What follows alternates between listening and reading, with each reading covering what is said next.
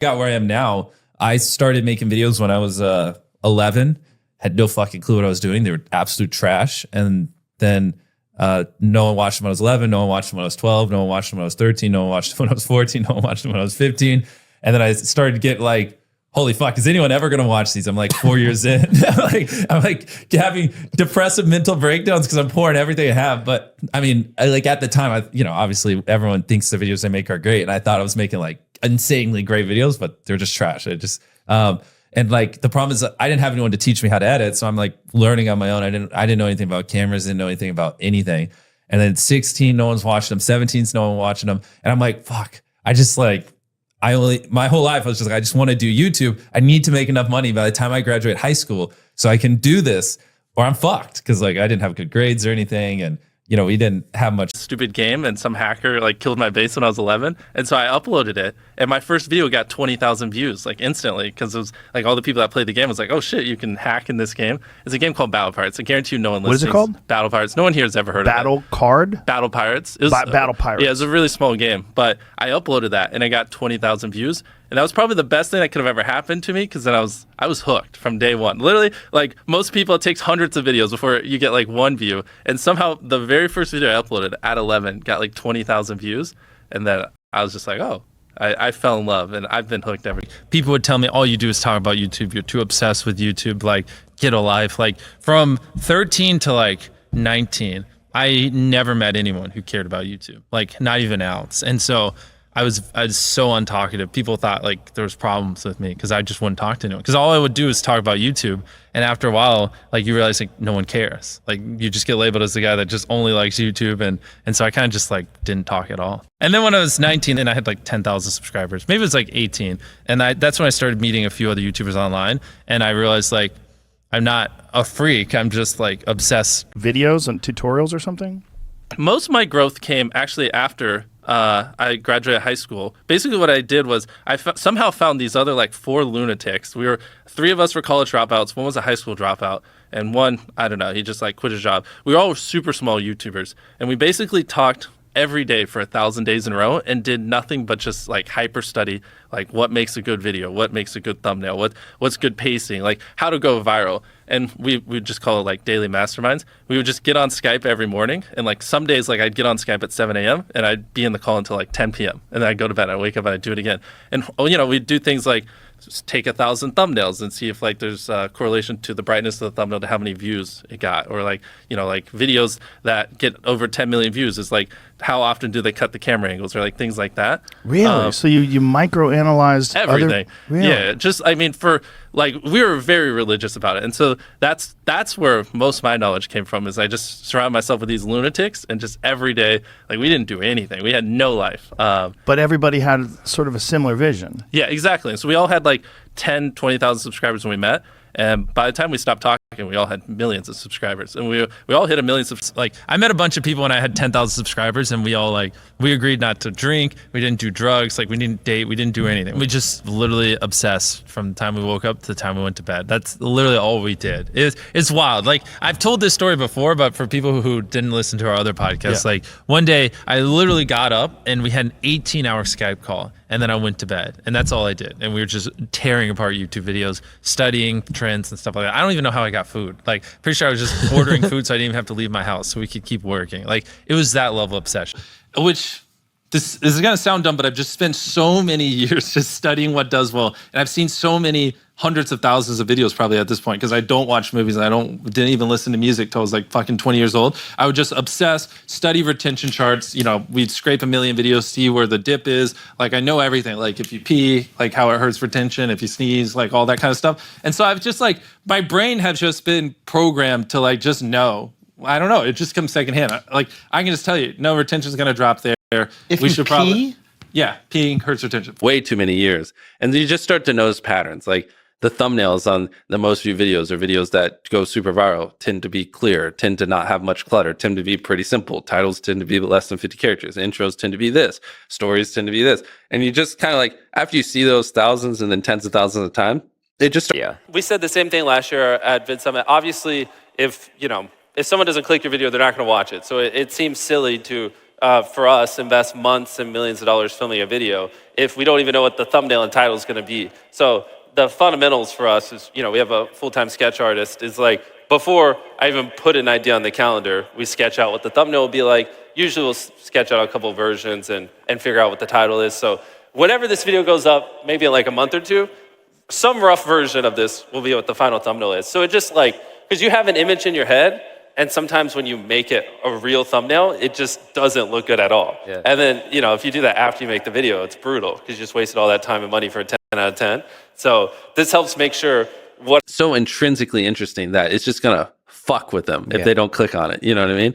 So it doesn't have to be short, but it has to be like, you almost want to have a retention to word by word reading. Ideally, it's a title also that, because the titles don't live in a vacuum, right? So it has to lead into the content. So ideally, the title represents content that you would want to watch for 20 minutes. So if it's a 20-minute video and the title is "I stepped on a bug," it's not gonna, because it's all of it combined. The click-through rate is going to be much lower. And then if it was like a 5-second video, people might click it. So you gotta, even nuances of the length of the video based against the title will affect whether people want to click it, because sometimes they just don't add up. I mean, it's that. Yes, ideally you want it below 50 characters, because above 50 characters on certain devices, you run the chance of it going ... So I took a light pole and I saw how many dollar bills I could stack on top, and they would just go ... because it's too long and it can't finish it. And that's the worst thing, because then people don't even know what they're clicking on. And so it's going to do even worse. Short, simple, ideally, and just so free. A normal seat one. And then I don't remember how far after we uploaded, maybe like a month or two, or we were like, wait a minute, we could probably do a better thumbnail. And then we swapped it out for this split screen thumbnail, which we had never done before. But I do occasionally see on view stats other channels doing really good with the split screen thumbnail. So it's like, screw it, let's try it. And then we put one on Plane Ticket, and that thing went off. I think it got an extra what was it, like 30 or 40 million views because we, swapped the thumbnail. Yeah. So it can have big effects sometimes. And that was probably our best A/B thumbnail, or not A/B. That was probably our best swap months later that we've ever had. It was pretty crazy. So that they shared a lot with you. so people were talking about this. YouTube has this new A/B testing beta where you can A/B test thumbnails, and so we went through all of my videos and closed my mouth. I actually tweeted about this the other day, and every single thumbnail, my closed mouth performs way better than my open mouth. So if you take one thing away from here, close your mouth in your thumbnails. It consistently just destroys the open mouth. But I didn't have thumbnail A/B testing until a month ago. I don't even know how widespread it is, but it's something they are rolling out very fast. And so I couldn't test these things. A lot of it was a lot of things in the frame is one of the things I'm learning. And it's like the thumbnail, there is thumbnails in short form, not when you're on the homepage, but when you're swiping. And the thumbnail is the first frame. It is. Yeah. And it's very hard to fit tons of people. And so sometimes it is easier to remove me from the frame so you can be more focused on one person and get a better reaction. It's just same reason why some thumbnails, really it's not me and people, it's just me. It's easier to focus on one person. And so I try to think of the first frame as the thumbnail. So I heard you guys talking about autoplay on YouTube, and I've never considered it. I've always thought about the thumbnail, but now on YouTube, videos automatically play. Yeah, here, let me show you the autoplay for one of my coming up videos. Okay. This is how serious we take it. Look at this shot. So I have this fully rendered out. This is just the intro for our next video. You probably saw it, yes. Yeah, we saw this. This is the autoplay. See, oh my God. Yeah. Got it. So, so all you have on your phone is the autoplay. Yeah, because that's what's going to play. It's the first 5 seconds. Exactly. And you make sure the first 5 seconds looks like the thumbnail. Of course. So before you film a video, what is the thumbnail? What is the video? And then what's the first 5 seconds? And then what's the first 30 seconds? By the first 5 seconds is goes with the thumbnail. Because it's possible that people open YouTube and they don't see it. They don't Especially even see the for us, because for so many people I've watched hundreds of our videos, when I upload, I am first on your homepage. So you just literally don't even see the thumbnail because it autoplays so quickly. So the thumbnail is irrelevant. I have to visually. So important. That's your first impression for everyone clicking on the video. So I the whole time leading up to that, I'm just constantly obsessed with mostly the first minute. Just making sure if I were to click on this video, I would like the first minute and that it would hook me. You know what I mean? Yeah, you had a video of ours that you said you were interested in the thumbnail. You clicked on it and you were bored after 5 seconds. I can tell you, it was the one about the hype house. Yes. Why everyone's leaving the hype house. Yeah. And I showed them on my phone. Yeah. I was like, the title and thumbnail made me tap, and the red bar was like so tiny you could barely see it because I clicked off in 8 seconds. I was like, this is me at my house 4 days ago before you came down. Clearly, you just didn't grab me. Yeah. And that was really eye-opening for us. And we now, you recognize, like, I think a lot of times you talk about obsessive. Can you tell them what you invest per thumbnail? Yeah, well, we probably spend around $5,000 to $10,000 a thumbnail, just making sure we get the right image and it's good. Because like the thumbnail makes a difference between 50 million views or 200 million. So, and how many thumbnails per episode or per video? Around 3. Yeah. Because like so 30,000 in thumbnails. No, that's 10,000 for all 3. Okay, we're not that crazy. Like this newest video isn't doing as hot, so we like swapped the thumbnail. I hunted 100 people for $1 million. We're working on. Interesting. So, because I don't want people to get so analytical that they forget about content. Because it's a yin and a yang. Because one of the biggest things also people forget too is like whether or not people click on your video.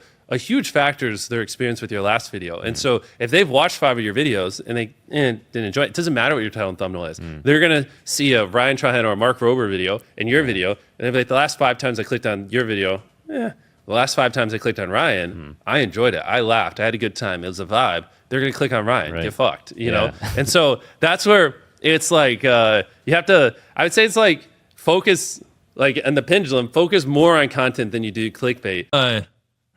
I don't know. I just upload a video and then the next day I look at the retention and the CTR. And if we fucked up, I just, well, what we do is we call them after action reports. So I get all the smartest people in my company. Like, we actually just did one. I wish I had it on me, but like, I pay this guy to just do a very in-depth breakdown of like, here's the retention chart. Here's every time someone clicked away. Here's where it was the flattest. Here's where it was the worst. We'll take, if you're averaging 2 million views a video, you could get a video that gets 10 million views if you just had the right idea. So it's like, it's very crucial. For most people, they could spend 100 days uploading videos every day, get 10,000 views a video, or they could just sit down, come up with a good video and just get 1 million views in a week. Right? That's like the mindset. I love that you should mindset. Have. Yeah. So when you realize that, you realize like, you should put a lot of freaking time into fewer, bigger, better. Or not even that. Like ideally, if you could come up with a mega banger every day, you'd upload every day. Yeah. Do you think that's easier said than done? Oh yeah, 100%. So that's where, if you know, well, that's why I'm establishing. If you know why it's that important, you gotta what inspires viewers watching and happy with the video. I would say just give them why they clicked, tell them why they should watch, and then just stick on topic. Like that right there isn't even super complex, but that would already put you in the upper echelon of YouTube. It's hard for a lot of people. People, for whatever reason, like they just drag it out. A lot of vlog channels do it. It's like eating $100 ice cream, and they'll be like, I'm gonna eat $100 ice cream. But first, and then it's like earlier in the day, and it's just stuff that has nothing to do with what you clicked on. It's like them birthday shopping for their mom, and it's like that's not why I came here. If you're looking, the difference between a video with 1 million views or 10 million views usually isn't that like the 10 million view video, or actually a better example would be 1 million views and 30 million views. The video with 30 million views usually didn't put in 30 times the effort. Like they might have put in 2 or 3 times the effort and just had a way better idea. Does that make sense? Yes. And so once you kind of understand that, which I understood, I kind of started to understand that like when I was 19, you realize that like the idea is so freaking important. Like you could theoretically, most YouTubers watching this, you could pull triple the views with half the work if you just had better ideas. Like no joke, it's that extreme. And so once you realize how important an idea is, you just obsess over, well, how do I get more ideas? How to get better ideas? So I used to just spend an hour every day brainstorming ideas. I don't anymore, but like probably like 4 years that just every day. If you're driving down the road and you see a cow and it's purple, you're going to look 5 times and you're never going to forget that. And I think that same logic does apply to ideas, right? When you're scrolling through YouTube, if it's, if your idea is the cow idea, they're going to look and they're going to keep scrolling. But if you have the purple cow idea, they're going to look 5 times and they're going to have to click on it. So just, it sounds cringe because I'm just making this up on the spot, but like first question is like, is this a purple cow idea or is this just a cow idea? I don't know. I just pulled that out of my ass. The second thing would be, am I truly putting as much effort into this video as possible? Like a video can always be better. You know what I mean? Mm-hmm. And like, I don't know, I'm a firm believer it's much easier to get 1 million views on one video than 10,000 views on 100 videos. You know what I mean? And so like, are you making that 1 million view video or this is if your goal is to like be as big as possible or whatever. If you're just trying to have fun, then who cares? Ignore everything I'm saying. But like, you know, is that a million view video? Is this that, or is this like just another drop in the bucket, 10,000? That's not going to move the needle. I bought monitors for my computer. I just kept going and reinvesting. And then I tipped pizza delivery people $100. And then I tipped a homeless man 10 grand. And then, you know, gave away cars, gave away houses, and last hand take hand off $1 million keeps it. And basically the entire time. So like for the last like 8 or 9 years, like every dollar I've made, I just spent it the next month on content. And I just did that every single month, and it just kept getting bigger and bigger. And here we are. So you give away millions of dollars now. As much as I can, then there you go. There are tons of viral ideas that people can do that don't require money. It does not require money to go viral. Like at one point, one of my most viewed videos was like spending 24 hours in a desert. We just grabbed a tent and some stuff and we went to the desert. And it got like 60, 70 million views. I have so many videos where we spent hardly any money, like the no food one, or I'd have to pull up the channel and go through it, that have gotten tens of millions of views, and they would have gotten 10 plus million views even on a small channel. So people who say, oh, well, I could be MrBeast if I had money. Well, A, I didn't start off with money. I was poor, I had no money, and it took me like 7 years just to buy a camera, saving up from YouTube. And B, some of our most viewed videos, literally, like anyone can do. The best way to get views, in my opinion, I think it's best. Like literally 2 days later, we just went back out and redid it and re-spent 24 hours on a desert island. And so sometimes we'll like, if I don't think the content's good enough, we'll just refilm it and stuff like that. And so do you review it with your friends? Do you review it personally? Like how do you just usually make those it's just decisions? me. Yeah. So you just sit down and go, this is not up to my standards. Yeah, exactly. Yeah. That's one thing I've never struggled with. Like if I don't think something's like good and like the best we can do and revolutionary, our audience will love it, I have no problem killing a video, even if we spent $1 million on it. I think that's probably one of the main reasons for your success, other than your what are we up to? Probably like 1,000 videos over 10 million views. Like we don't ever have a dud. Like you can call it luck, but I think it can be trained. I counsel YouTubers all the time and show them how to go from getting a couple million views a month to 10 million views a month very easily. Even certain ones, like just one of my friends, like he was just really struggling. And so I just started showing him basically everything I know and just doing like once every week, sometimes once every 2 weeks calls. And he went from $10,000 a month on YouTube to over 400,000 just doing these little counseling calls. And so, I mean, people can make excuses all they want and say it's just luck or say, you know, well, anyways, I don't even want to quote all the other stuff, but it's just, it is a teachable skill. It's a learnable skill. You can study your way to consistently make viral videos, no matter how small your channel is, even if you have, right? Yeah. That's, you know, that's the thing. People say it takes 10,000 hours to master something. I'm like 10,000 hours. That's when you start. You know, percent like that. Like that's the mindset you need with like the rule of 100. It's not because 10,000 hours. What is that? It's only like 8 hours a day every day for 4 years. Yeah, exactly. It's not that crazy. But to a lot of people, you know, that's the saying. 10,000 hours and you're a master. I think it should be 100,000 hours. To be honest, I think to like gear shift constantly. I'm like really good at just obsessing over one thing more than anyone else on the planet. If I were to say what's my superpower, it's that I can just obsess endlessly about something and I can just have the same thoughts over and over and over and over again. It's very weird. Like it wasn't like it was work for me grinding. I think like people don't realize just how much influence the top YouTube channels have. No one's ever going to do what I do better than me. Like it's just not. It's not even humanly possible. Like I reinvest every penny I make. Yeah. I work every hour I'm awake.